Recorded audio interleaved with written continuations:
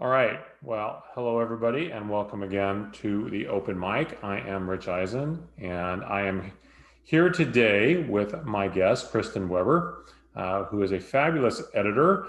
Now back in New York, was out here on the West Coast for a long time, and now back in New York. As people who are regular visitors to my channel know, I talk with authors from across the spectrum, though I do a lot of do focus a lot on crime fiction and mystery and thriller authors. Um, and this is one of Kristen's many specialties. So if there's one thing I know as an editor myself and as a longtime reporter, editors are worth their weight in gold, or at least a good one is. A bad one might be worth their weight in helium, but I know from for a fact that Kristen's a good one. So we're gonna chat here today. Welcome, Kristen. Thanks for Hi, taking the time today. thanks for having me. I'm excited to talk to everyone. Great. All right. Well, let's start out with a really basic thing because you're a developmental editor. Mhm. And for folks who may be not completely clear on how the different ways that an editor can work with a writer, explain what a developmental editor does. Sure. So I'm like a doctor. I come in and I diagnose the whole patient, or in this case, the manuscript. I'm not a copy editor, so I don't focus so much on punctuation or grammar, although I will flag anything that seriously impedes the read. But I'm really getting in there and telling you about your entire book. And I flag everything from pace to character development to sentence structure to your voice. My letters come in at they used to come in at 50 pages. Now I use track changes, which is easier for the authors to address. But I have so many comments and they're on everything, big and small, things that bothered you and things you would never have even thought of that I will always catch. That's great. That's how my wife edits my work too. So I actually really like that. Um, you know, when should an aspiring author look to have an editor? Because there's so many stages in the life of a manuscript, from concept to hopefully publication. Is there a sweet spot for when a writer should reach out to somebody like you for some help? I think it's when you feel like you're done, because then you will you will realize that you're not, but there won't be anything that's bothering you. So you can put it away, send it to the editor, feel like your mind is done with it, and then get it back and you'll have a clean slate. Because I'll always find things, even if you think you're finished, and then you'll be like, oh no, why didn't I think of this? But that's when I think is the best moment. A lot of clients actually come to me once they start submitting and they're getting kind of vague rejections that they can't figure out what to do with. And then I come in and tell them what the problem is. And that could mean that your book is really close, but agents want your books to be 115% right now. They don't do as much editing. They don't have time for it anymore. So that's why you really need someone like me to help you make it perfect and to cut through all the noise. Well, and along those lines too, again, there's lots of editors to choose from, There's lots. and you have a lot of experience. So if you would, for someone who might be thinking, okay, how do I determine who I might reach out to as an editor? Tell me a little bit how you came to do this, and particularly your focal points are crime fiction and romance, and that's about as broad a dichotomy as you can get. Explain to me a little bit about how you came to be an editor, and how you came to have those two areas as focal points. Okay, well, I was just a really good reader. That was my greatest skill. That was all I really wanted and could do in school. But what do you do with that? So I thought I was going to go to law school. And I was literally on the steps of Brooklyn Law School. I had taken the LSAT. And then I was like, let me just try and see what I can do with books. And I grew up reading James Patterson, Nelson DeMille, Robin Cook, Dean Koontz, all the books that my mom and grandma left lying around. And I just wrote letters to all the publishing companies. I think my main goal was to meet James Patterson in the hallway, but I ended up at Hachette Book Group. And that's where I learned to become the editor that I am. I studied under Sarah Ann Freed, who ran Mysterious Press. She taught me everything I need to know about thrillers and that there's a lot more to them than James Patterson. um, and I became a romance editor. And actually, when you're in-house, you have to edit pretty much everything. We have a lot of slots that we have to fill. I had to edit like 20 to 30 books a year. And that was everything from business books to true crime. I ran the licensing program, so I did a lot of original novels based on books and movies. So I can and have edited pretty much everything, but crime fiction is my first true love. And then for romance, When I moved to LA, it just felt so sunny. I didn't always want to be so mired in the dark. And one of my best friends worked for Warner Forever. She sent me a care package of romance novels that I read and loved. And also, one of my thriller clients decided to write romance novels. So we learned together. She's written over 100 romances at this time. And I've probably edited at least 500 from that. So you can tell what I'm editing by what I'm reading. If I'm editing a thriller, I'm reading a romance just to cleanse my palate. And if I'm editing a romance, then I'm reading a thriller at night. Those numbers are astounding. That's an awful lot of words to take in on a regular basis. I think maybe one other question that comes out of that is, do you ever find it difficult to not get jaded a little bit to this when you see so many of these stories come in and you're reading so many of them? So much of being a reader, and I'm a huge reader. Like we're probably very similar in that regard. I usually have 5, 6, 7 books going at different times, and it depends on what mood. They're all usually different genres, and so I wonder, when you're reading that much and you're looking for certain things, do you ever have to pull back a little bit and say, okay, I need to take this hat off and put this hat on? How do you differentiate when you're looking at these different genres like this? Um, I am a naturally optimistic and sunny person. All my clients will tell you, even as I'm ripping apart their books, I am so kind and I always find things that I love. I eat a lot of ice cream, but I am a reader first and foremost. I'm a fan. This is why I do the job and this is why I love it. And I always say, if I ever become jaded, I would quit, because I honestly, reading is my only hobby, guys. So if I'm not reading, I don't know what I would be doing. So I cannot become jaded, and that's just all there is to it.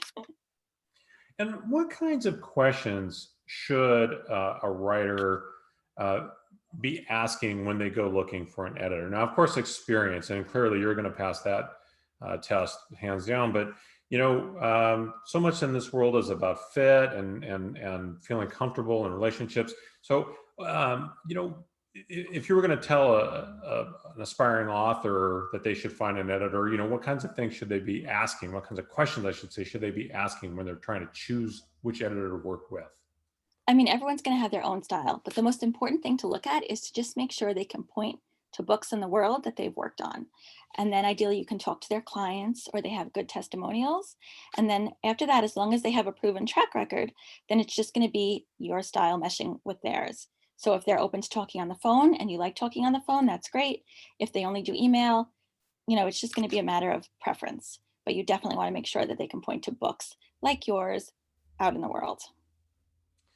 You have a master's degree in publishing, which I have to admit I did not know was a thing. I feel ignorant about that. Tell me a little bit about your master's degree in publishing. It's such a random fun party fact, but it's true. I got it from Pace University, which is one of the universities that offer it. I was lucky because Hachette Book Group paid for it for me. I wouldn't have been able to afford it as a tiny little entry-level assistant, barely making cost of living. I'm so glad that all the publishing houses are now raising their entry-level salaries. But honestly, you don't need it. I learned more than I did in-house than I ever learned from the program. Publishing is really like an apprenticeship. So when I was working for Sarah Ann Freed, she was training me to do her job. So everything I know from editing behind her, from reading her submissions, from writing her rejection letters. I was also lucky enough to work in subsidiary rights, which is a great department for anyone who wants to start in book publishing, because you're essentially recreating the publishing process for all of their licensees. So audiobook publishers, Book of the Month Club, the foreign publishers, I was getting them everything that they needed from production, from art. So that was a great crash course in publishing. If you want to teach, it might be worth looking at your master's in publishing. But I would say if you're going to break in to the industry, I would look at one of the summer programs. Like NYU has one that's much more palatable.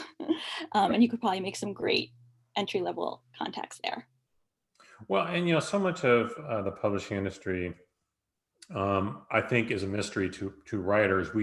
Writers know that they write stories, and then they start trying to go through all the gatekeepers to figure out how to get that story into publication. What are maybe you've touched on some of them already, but what are some of the things that writers really don't know about the industry, or maybe don't care to know about the industry, but they really need to know when they decide, hey, I want to write books, and especially if they think they're going to make a living at it. What are some of the things that maybe you've had to tell people? I mean, the most important thing you have to know is that it's a business.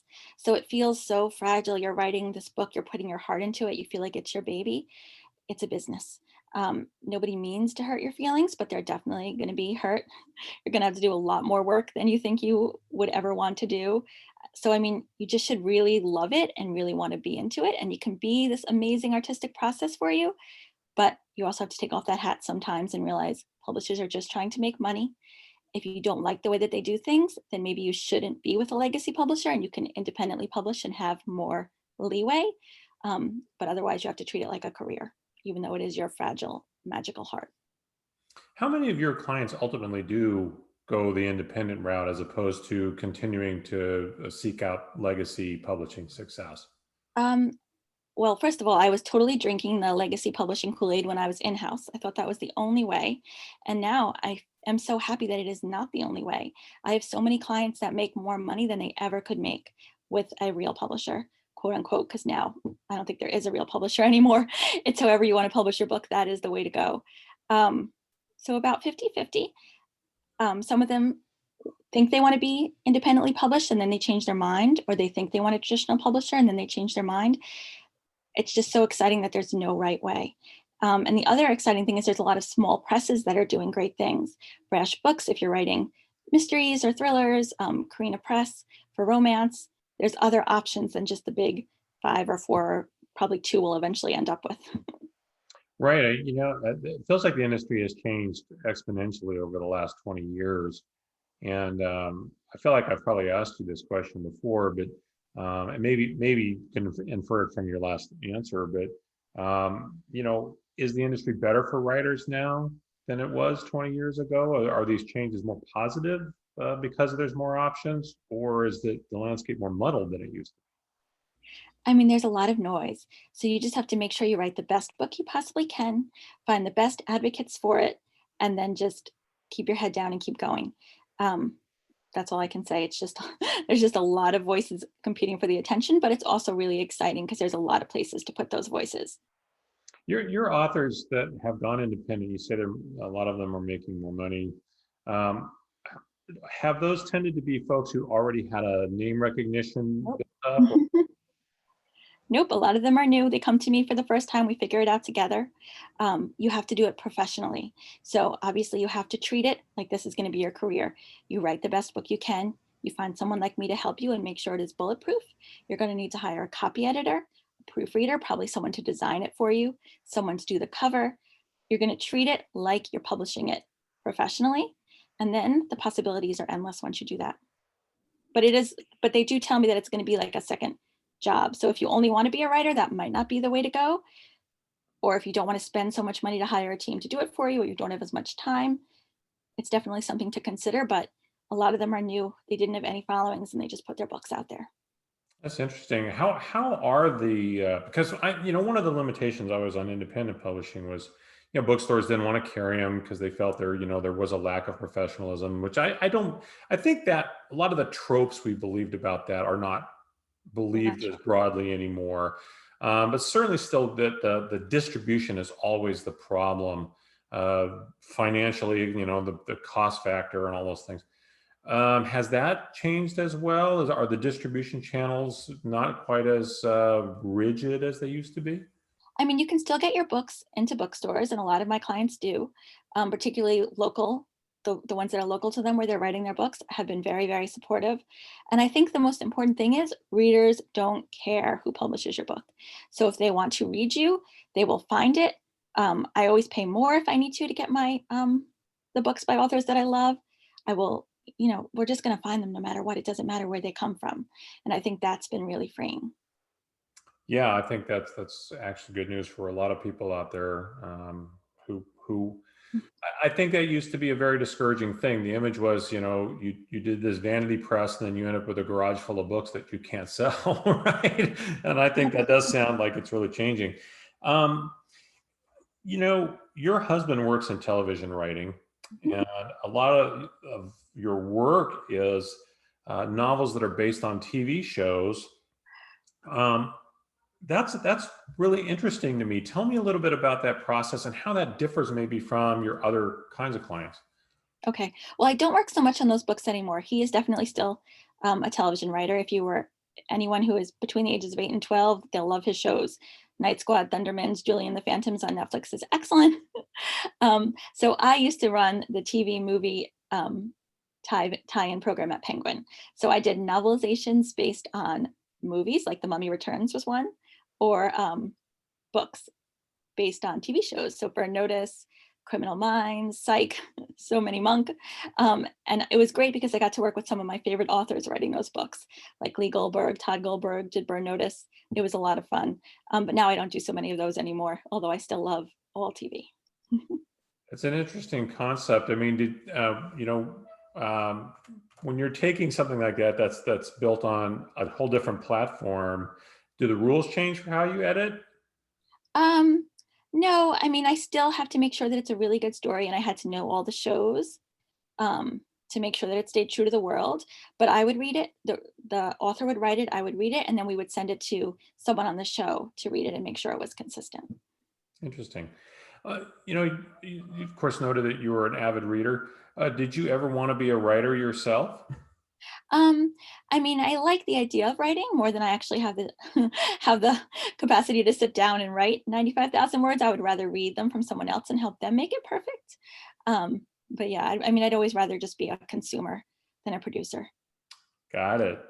And you also help writers with queries, and I swear I think right queries to me are a lot like resumes. It's so difficult sometimes for people to put it in print.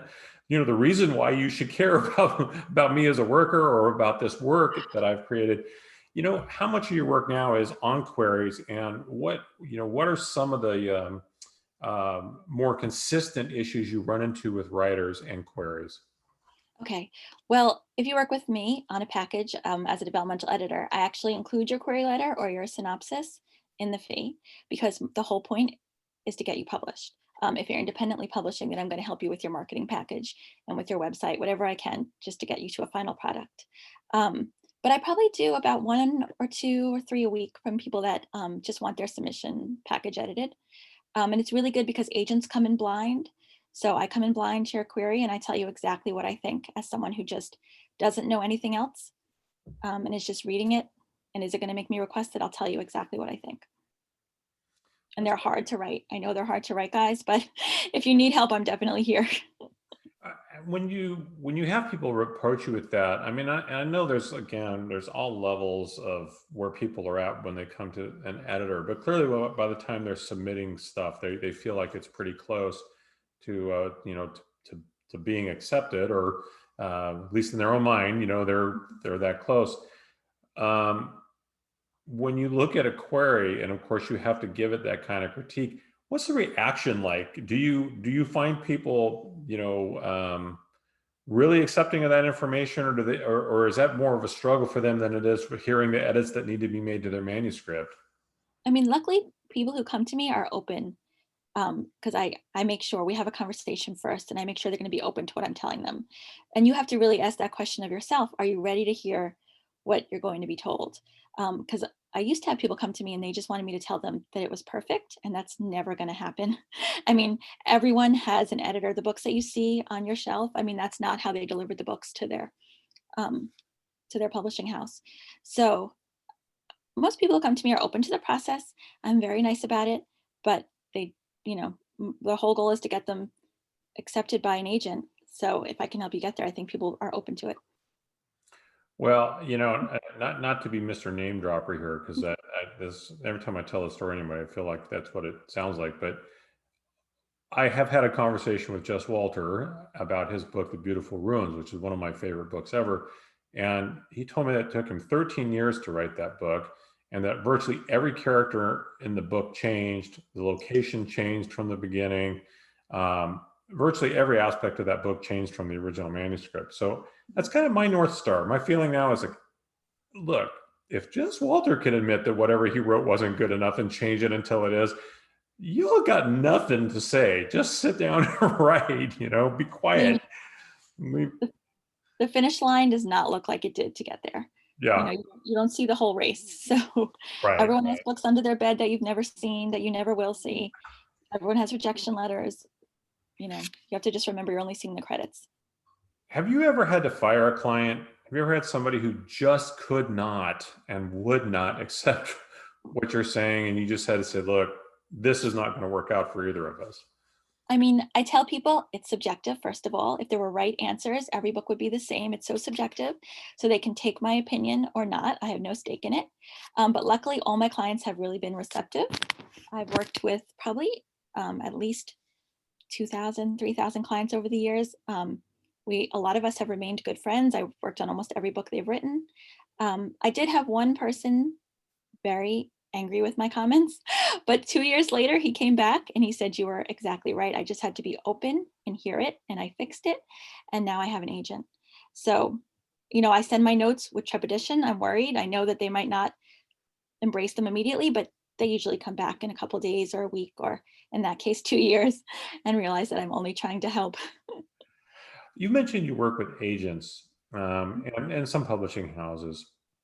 Um, Tell me a little bit about that process, because one of the things that you noted is that sometimes agents have you look at something before they rep a client. It's not just you're editing something they've already signed somebody for, but sometimes they're still considering whether to take on this manuscript. So tell me a little bit about that process and how you work with agents. Sure. I probably work with at least a dozen agents over the course of my career. We maybe every couple of months, every month or so, someone will send me something that they just need a second opinion on. And this ties into how there's no right answer. I mean, we don't know. They don't know that the books that they're going to get, whether they can sell them or not. Sometimes they have an immediate feeling, but sometimes they just want an opinion from a trusted friend. So I charge them, obviously, but I'll tell them exactly what I think, the same way I will tell a client exactly what I think about their book. And then I also work with if an agent finds someone who needs work, a lot of times they'll refer that person to me to help them before they come back or take them on as a client. That happens a lot too. And that just ties into how agents don't have time to edit anymore. So they're looking for projects that are 115%, when before they could maybe take on someone that was almost there and help them. They just don't have time, a lot of them, to do that kind of work. Right. Well, and I always find that interesting because, I think for a lot of folks that are starting out, maybe in my age group, who've been around a long time, who believe everything starts and ends with getting an agent. And as you've noted, that maybe is not so much the case anymore, That's but, only the they are first step. still, it is still a sign of some level of credibility that you get an agent, especially a known agent. I mean, I think every writer would still like to have that. But I think you've alluded to, um, you know, some of the things in the industry. It'll take you 2 years, right, to get a book published once, even after an agent has accepted it, right? Because that process. That's another thing I think maybe writers don't know. Um, It take a long time. yeah, what are some of those steps? Because I think a lot of times people think, okay, I get accepted and it goes through my editor and then it gets published. And certainly from the writers I know, that is not how it works at all. What is Okay, that process actually like? so first you have to find an agent, and that could take a very, very long time too. um, but let's say you find an agent, and they submit your project to editors. And I think there was just a whole big um, I'm losing all my words now as an editor. But there was a whole big ruckus on Twitter because we were realizing how much work those editors have and how many submissions they're getting per day and how long it takes them to get back to agents, even on whether they want to buy their work. But let's say an editor buys your book relatively quickly, then they need to put it into their schedule. Their schedule is planned a long time in advance. I mean, it's not like they can just slip it in there unless it's a crash book and they paid a lot of money.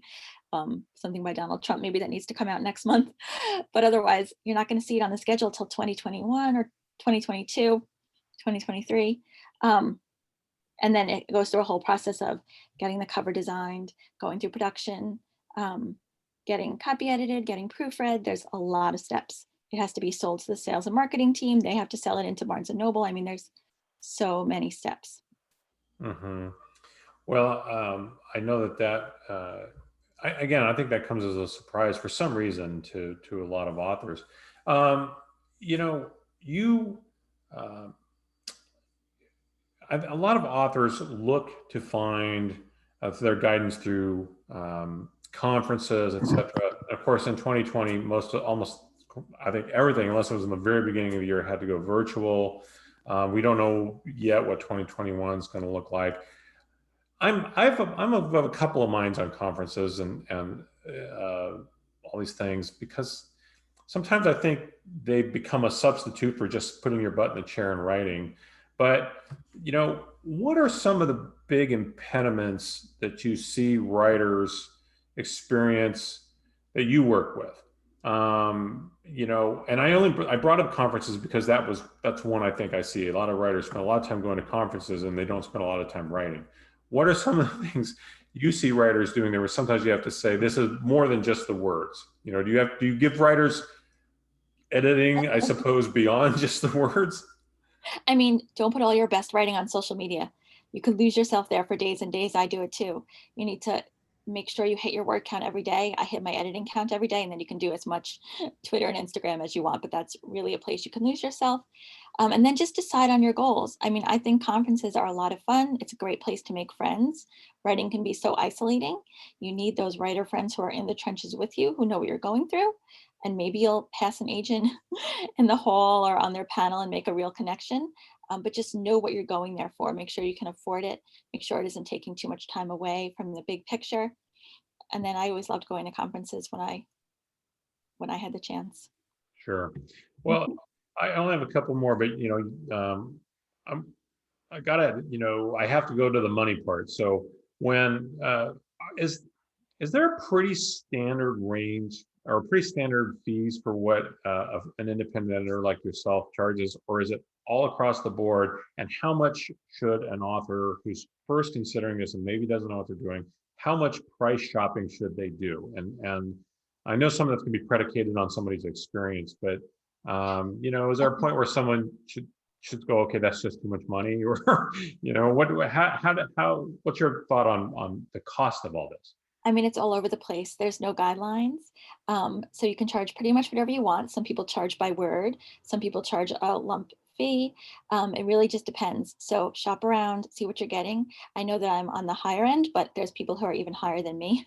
And some people have told me that I could actually charge the price of a small car, but I don't think that's fair because I know what people are going to get on the end if they actually sell their book. So I try to keep it fair, but I also give a lot of help. So just make sure you know what you're getting for the price that you're paying.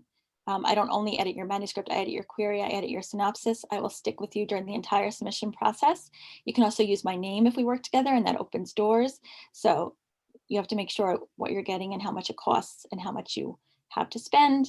There's a whole lot of questions. It's really personal, but it's all over the Right. place. Right. You do get what you pay for, right? Well, I don't want to keep you too long. I have one more question. I always like to end on what I hope and intend is a fun question, and it's the same one I've been asking for a long time with different options. But it's let's just say I can put you together for a conversation with any one of the following three people. The choices I'm going to give you today are the great writer Ernest Hemingway, uh, Lucille Ball, who I shouldn't have to tell anyone who that is, or the great Jane Austen. Of those three, I could put you together with any one of them. Who would you choose and why? This might be a surprise, but I'm going to pick Lucy because she'll make me laugh. But also, coming from LA, I went on tour of the Paramount studio, and she was really into working moms. She made one of the first daycares on set. She wanted to make sure her head writer could work, even though she had a kid. And I think that's just pretty awesome. So I'd love to talk to her about that. Awesome. Actually, those three, she'd be my choice too.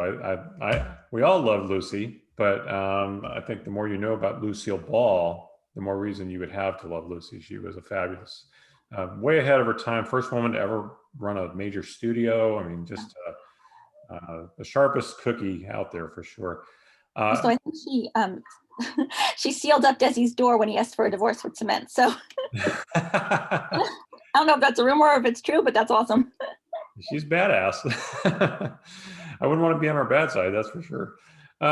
Kristen, thank you very much. This was a lot of fun. I hope you enjoyed it. I know certainly I did, and I think this is all really valuable information for the folks who follow me. And for those of you who do follow me, thank you for joining us. I hope you join us again. I've got a lot of folks coming up. Please stay tuned. Follow me on Facebook, uh, uh, Rich Eyes in the Open Mic. You can see I post every week, tell you who's coming up.